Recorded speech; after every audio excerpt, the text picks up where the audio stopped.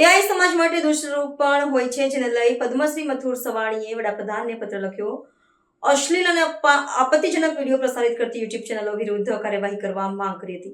AI સમાજ માટે દૂષણ હોય, જેને લઈ પાટીદાર સમાજ અગ્રણી પદ્મશ્રી મથુર સવાણીએ વડાપ્રધાન નરેન્દ્ર મોદીને પત્ર લખ્યો છે અને કહ્યું હતું કે એઆઈ દ્વારા જનરેટ થયેલ અશ્લીલ અને આપત્તિજનક વિડીયો પ્રસારિત કરતી યુટ્યુબ ચેનલો વિરુદ્ધ કાર્યવાહી કરવાની માંગણી કરી હતી. પત્રમાં તેમણે ઉલ્લેખ કર્યો કે કેટલીક યુટ્યુબ ચેનલ ઉપર અશ્લીલ અને અભદ્ર ભાષાવાળા વિડીયો અપલોડ કરવામાં આવે છે. આ ઉપરાંત તેમણે લખ્યું કે વડાપ્રધાનના પણ કેટલાક કાલ્પનિક પાત્ર ઊભા કરીને આપત્તિજનક રીતે તેને દર્શાવવામાં આવ્યા છે. તેમણે પત્રમાં એવો પણ ઉલ્લેખ કર્યો કે આ પ્રવૃત્તિ કાયદાનું ઉલ્લંઘન કરે છે અને સમાજમાં નકારાત્મકતા ફેલાવે છે. આવા એઆઈ વિડીયોના કારણે યુવાનો, બાળકો, માતા અને બહેનો પર ગંભીર દુષ્પ્રભાવ પડે છે.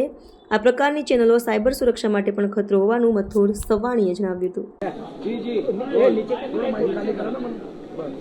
એઆઈનો દુરુપયોગ કરીને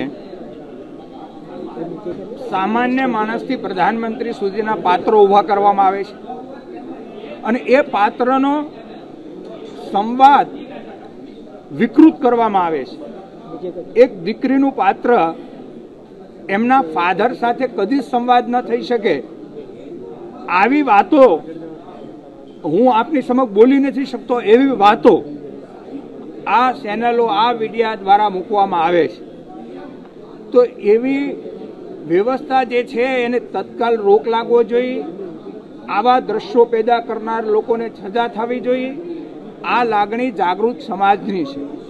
એટલે એઆઈના માધ્યમથી જે કોઈ મીડિયા ડેવલપ થઈ રહ્યા છે અને એ જે કંઈ વિકૃતિ પેદા કરે એવા થઈ રહ્યા છે, એની પર રોક લાગવો જોઈએ એવી ભાવના જાગૃત લોકોની છે.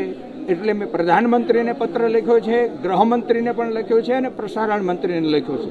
આ અતિ ગંભીર વિષય છે. આપણો સદીઓથી ભારતના જે સંસ્કાર છે, જે કંઈ આ આપણો ઋષિમુનિઓનો દેશ છે, આ આપણા દેશમાં આવી ભાષામાં કદી વાત ન થઈ શકે એવી ભાષામાં જે વાત પીરસાઈ રહી છે એનો જાગૃત લોકો ચિંતિત છે અને મને વિશ્વાસ છે કે સરકાર આના માટે કંઈક કરશે. બહુ ગંભીર છે, અતિ ગંભીર છે. કઈ કાયદો બનવો જોઈએ? જરૂર બનવો જોઈએ, જરૂર બનવો.